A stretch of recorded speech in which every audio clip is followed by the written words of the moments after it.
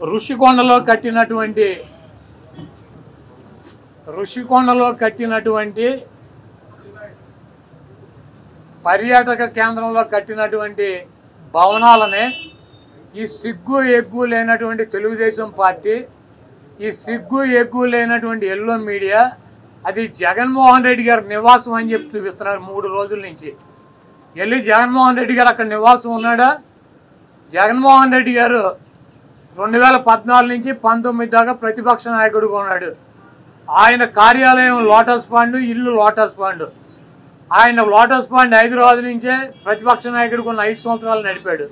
ముఖ్యమంత్రి అయిన తర్వాత 5 సంవత్సరాలు ఈ తాడేపల్లిలో ఉన్నటువంటి ఇల్లు క్యాంప్ ఆఫీస్ ఇక్కడి నుంచే నడిపాడు. ఆయన కార్యాలయాన్ని కానీ ఇంటిని కానీ. జగన్మోహన్ రెడ్డి గారి రక్తంలో లేదు. ప్రభుత్వం కట్టించినటువంటి ఇళ్లలో ఉండటం కానీ, ప్రభుత్వం కట్టించినటువంటి గెస్ట్ హౌస్లో ఉండేటువంటి కర్మ జగన్మోహన్ రెడ్డి గారికి పట్టల.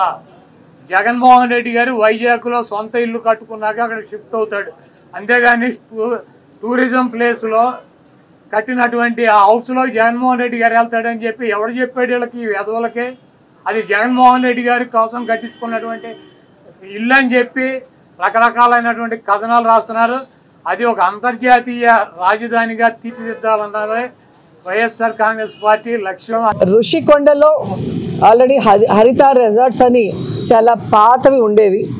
వాటి ప్లేస్లో అత్యంత ఆధునీకరించి ఈరోజు వరల్డ్ క్లాస్ లెవెల్ అని చెప్పచ్చు. ఈరోజు 7 బిల్డింగ్స్ని నిర్మించడం జరిగింది. అండ్ చాలా శుభదినం ఈరోజు. మంచి టైంలో దాని గృహప్రవేశం కూడా చేయటం జరిగింది. యాక్చువల్గా టూరిజం కోసం అన్ని పర్మిషన్స్ తీసుకొని చాలా అద్భుతంగా 7 భవనాల్ని నిర్మించడం జరిగింది. కానీ ఈ మధ్య 3 మెన్ కమిటీ ముఖ్యమంత్రి గారు వస్తే మరి పార్టీ కార్యాలయంగా ఎక్కడ ఉంటే బాగుంటుంది అంటే, ప్రభుత్వంలో భాగమే ముఖ్యమంత్రి అంటే, పర్సనల్గా కాదు కదా.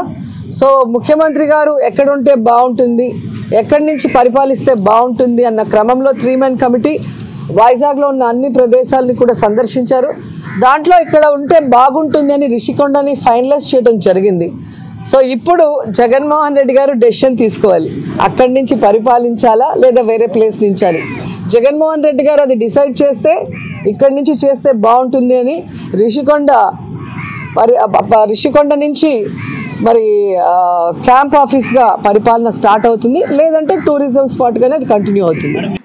రిషికొండ ప్యాలెస్ ఏం చేయాలని ఒక వ్యక్తికి ఉండే అహంభావం, 500 కోట్ల రూపాయలు ఖర్చు పెట్టి కొండంతా కొట్టేసి, ఒకప్పుడు రిషికొండ అంటే మనకు ఒక హిస్టారికల్ ఇంపార్టెన్స్ ఉండే ప్లేస్ని, అలాంటి దాన్ని కొట్టేసి అక్కడ ప్యాలెస్ కట్టుకున్నాడు. ఆ ప్యాలెస్ కట్టుకోవడంలో ఇప్పుడు వాళ్ళ నాయకులు చెప్తున్నారు. ఎందుకు కట్టారంటే ప్రధానమంత్రి ప్రెసిడెంట్ ఆఫ్ ఇండియా వస్తారంట, వాళ్ళ కోసం నేను ప్యాలెస్ కట్టాడంట. అంటే ఇంకా మనం అందరం నమ్మాల దిశ. అంటే ఈ రాష్ట్రంలో ఎక్కడికి పోతుందో నాకైతే అర్థం కావడం లేదు. శాశ్వతంగా కొంతమంది నాకు వచ్చి చెప్పారు, ఓసారి ఒక్కొక్క వ్యక్తి ఏ విధంగా తలుస్తారు, భగవంతుడు ఏ విధంగా నిర్ణయిస్తాడు అనేది ఇది ఒక ఉదాహరణ దిశ. 500 కోట్ల రూపాయలు టూరిజం డబ్బులు ఖర్చు పెట్టి బ్రహ్మాండంగా మిగిలిన డబ్బులన్నీ డైవర్ట్ చేసి ప్యాలెస్ కడితే అక్కడ కథలుగా చెప్తున్నారు. ఇంకా నేను కూడా మొత్తం డీటెయిల్స్ తెప్పించాలి, ముందు ప్రాధాన్యత క్రమంలో మిగిలిన పనులన్నీ చేస్తున్నాం. ఆ డబ్బులు ఆ ఉండే అందరూ ఒకసారి ఎమ్మెల్యేలు అందరిని తీసుకెళ్ళాలి, ఒకసారి హౌస్ కమిటీ అంతా ఈ అసెంబ్లీ అయినాక అందరూ వెళదాం, మీతో కూడా కలిసి నేను కూడా చూస్తాను ఎందుకు కట్టారు ఆ ప్యాలెస్. ఆ ప్యాలెస్ ఏం చేయాలన్నా కూడా నాకు అర్థం కావడం లేదు. ఇప్పుడు ఎవరికి ఇవ్వాలి, ఏం చేయాలి, ఎట్లా ఉపయోగించాలని కొంతమంది సజెస్ట్ చేశారు అధ్యక్ష. ఆ ప్యాలెస్లో టూరిజానికి ఇమ్మని, టూరిజానికి ఇస్తే ఎంత డబ్బులు అవుతుందో నాకు తెలియదు, కాబట్టి దానిపైన కూడా మీరు సూచనలు ఇవ్వాలి. ఇక్కడ కూడా ప్రజా వేదిక కూల్చేశారు. ఆ 7 స్టార్ హోటల్ దానికి మేనేజ్మెంట్ మీకే ఇస్తాం, ఆ వడ్డీ అయినా వసూలు చేసి మాకు ఇవ్వండి మీరు. ప్రజాధనం అది ఎంత డబ్బులు వస్తుందో చూసుకుంటే ఒక 7 స్టార్ 9 స్టార్ హోటల్ కూడా ఏం పనిచేయవు అక్కడ.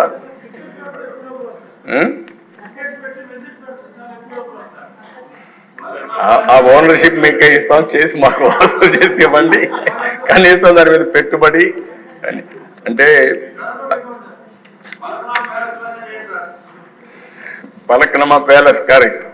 పలక్నమా ప్యాలెస్ కూడా కొన్ని రోజులు పెట్టారు, తర్వాత టాటా తీసుకున్నారు, ఎందుకంటే ఓల్డ్ ప్యాలెస్ కాబట్టి. ఏదేమైనా అది కూడా నేనే అప్పట్లో దోహదం చేశాం, ప్రజలకు ఉపయోగపడుతుందని. మీరు కూడా ఆలోచించండి. 2 విషయాలు నాకు సజెషన్స్ ఇచ్చారు. ప్రజావేదిక కూల్చారు, అక్కడుండే డెబ్రిస్ కూడా తీయలేదు. అందరూ చెప్పింది నేను తీయద్దండి, ఇక్కడి నుంచే అమరావతి కక్షగా అభివృద్ధి చేయడానికి ముందుకు పోదాం, ఇది ఇట్లే ఉండాలని చెప్పారు.